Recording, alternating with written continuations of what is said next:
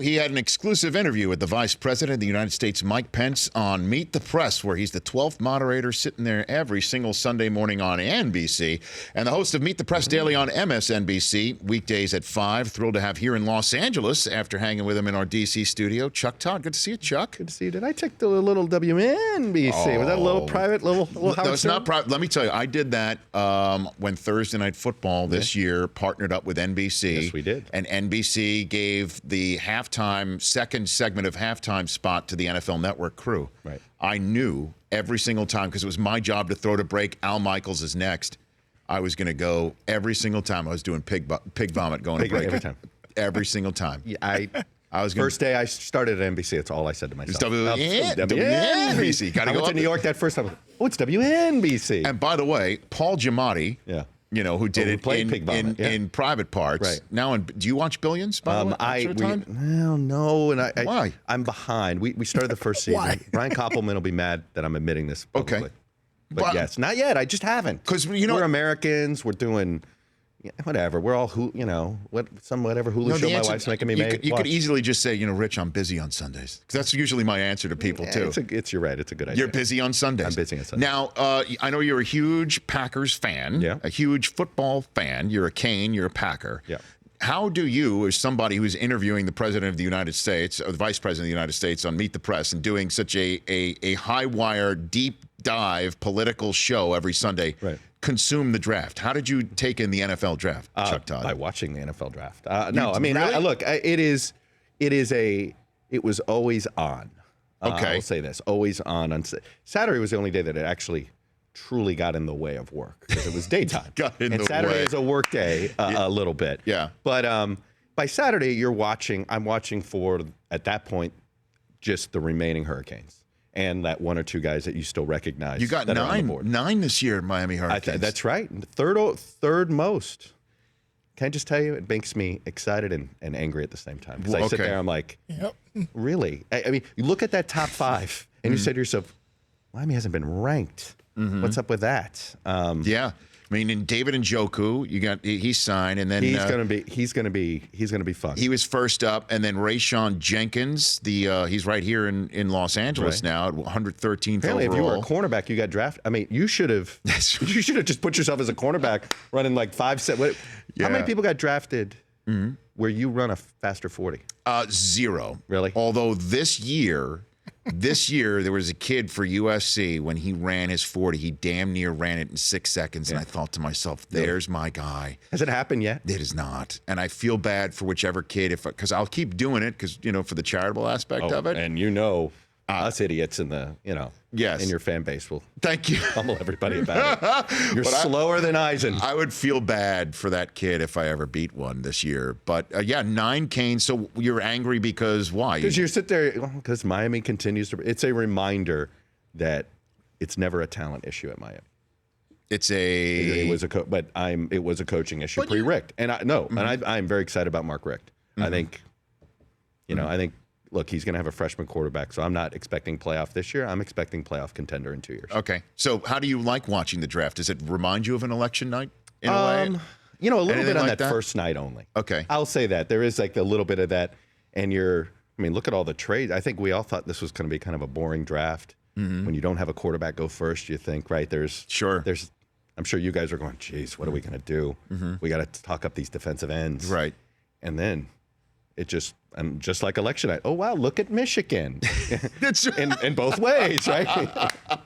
Didn't see that one coming. Didn't see that one coming. And then it was like, and I have to say, the other fun thing is you start feeling sorry for the guys that you feel like they're getting overlooked, and they're not. You're like, wait a minute, scouts are spent too much time at a combine and not enough time watching them play. Right. I feel that way about Deshaun Watson. I mean, he'll have the last laugh. Of those 3 quarterbacks, he's going to be in the playoffs first. I think so. I agree with you, and I think he's going to start this year. I think he's going to be a week 1 guy, even though, there's apparently a large learning curve when you come from a spread offense going to the pro offense, but it's Marcus Mariota didn't have a problem with it. How's he done against Nick Saban? I know that. Exactly. I mean, exactly. How Chuck. do you not?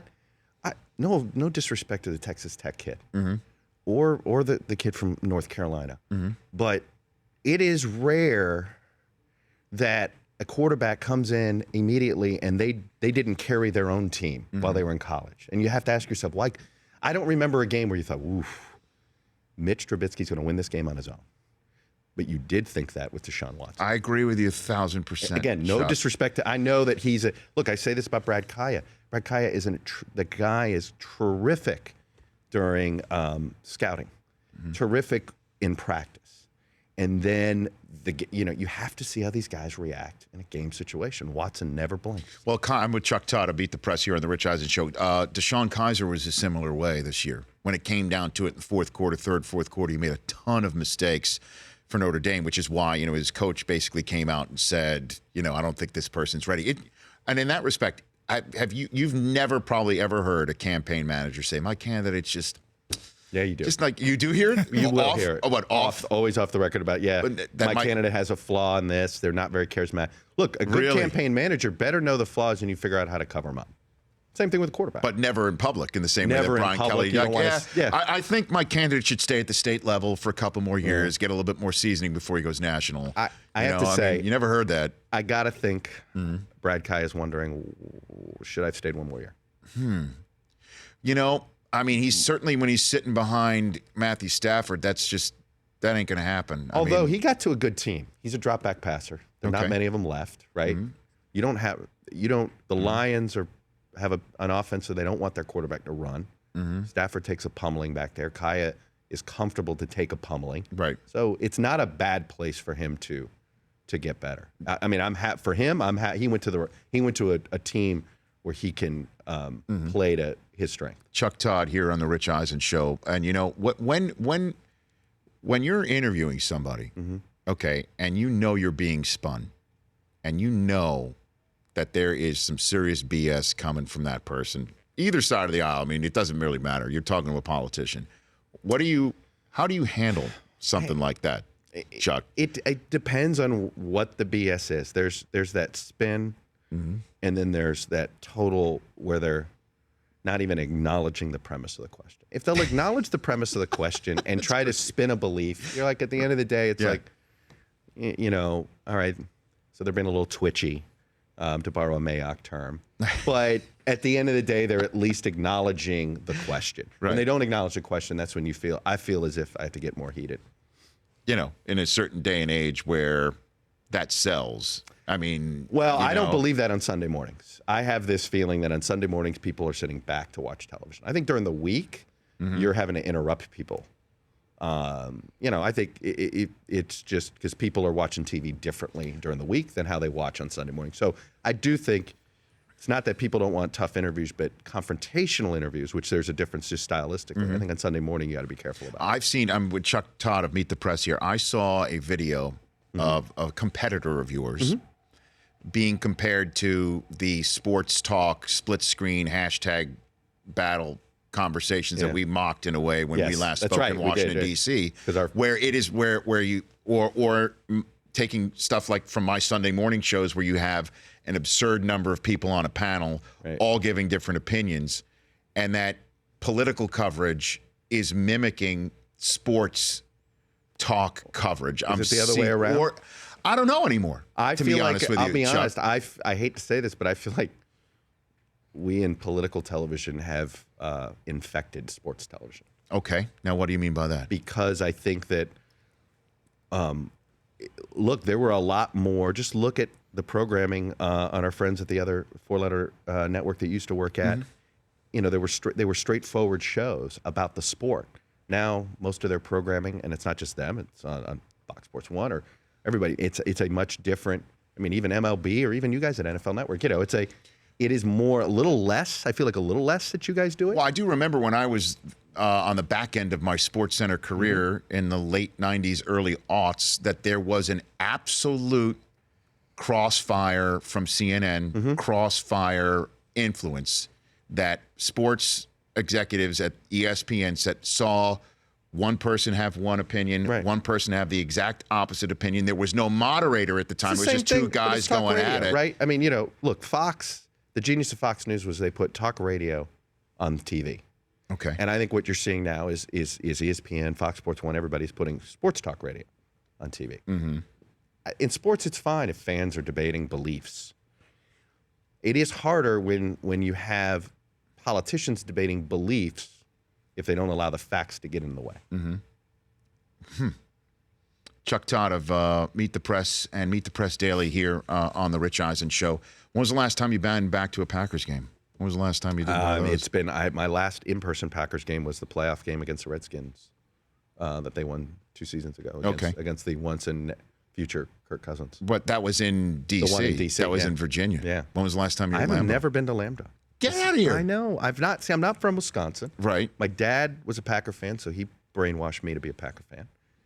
I grew up in Miami as a Packer fan. I think you should go. I think you should go to what Thursday is it? night. I've already eyed it. There's a Thursday night game at Lambeau. Bears Packers. What better way to go? Do it Thursday night. And I assume you guys will have it, right? No, it's. I believe. I hate to break it to you. I believe that's a CBS game. Really? So call your friend Dickerson. Try and get some tickets. God, I got to play the CBS card. You got to. I believe that's a CBS aren't you joint produced game. All on their own. You don't have any piece of this anymore? Oh no, we do. It'll be on the NFL Network. But Okay. then there's CBS. There's Nance, and then there's Al Michaels, and then there's CBS and NBC. And now Tony Romo. That's Romo. I think he's going to be great. By the way. Will he finish the season? Yes, he's gonna. Yes, he will finish the season. No, go back and play. I know what he's saying. I know exactly where he's going with that. I was saying, will he finish the season because he might get hurt? Oh, no, thank you very much. I'm kidding. Oh, man, in the booth. Come on. I love that. By the way, I love that they're. Yeah, it wasn't 100%. No, everybody was referring. You're never 100%. The only person who can contact him will be Nance or his researcher or his spotter, and I think neither will come from his blind side. I think he'll be fine. I agree. Romo's going to be great. Look at you, a Packer fan, just trolling on the Cowboys. Have to. There's nobody. Can I just tell you? I was very satisfied. Yes, Packers did make the Super Bowl. We beat the Cowboys. That was enough for me. And Aaron Last year Rodgers was enough for me. He's as red hot as they come. Did you ever have him on Meet the Press? Not yet. I've tried. You trying? I'm trying. And? I'm working on it. Nothing? He's not. He's very careful. He doesn't express politics, and I think some of these guys are always a little nervous about. I'm like, I'm not going to make you take a side. But you do have to find the right. I know. Sort of space for that. Sports people need to find Purple America. It's really that simple. Does it exist anymore is the question. No, it doesn't right now, but I think we can recreate it. We have to want it. Look, as much as voters want to blame the two parties, I always say, look in the mirror. You're voting this way. You can vote differently if you are tired of polarization. You can vote differently. Well, Chuck, I've been a fan of watching you for many, many years. Love having you here in studio. Thanks, man. This was fun. I hope I didn't totally tank your. You did not tank. Yeah. But I'll check the numbers. I'll get back to you. And then we'll find out. I'll get back to you. Ooh, tough quarter hour. It's all good. We're going to have to get somebody else. Let's go. Let's go to Kornacki on the big board. Ouch. Good to see you, sir. All right, brother. Chuck Todd. Check out Meet the Press Daily on MSNBC at 5 Eastern every day. And then, of course, Meet the Press on Sundays on NBC. Back with more in a moment. The Rich Eisen Show. Weekdays at noon Eastern on Audience.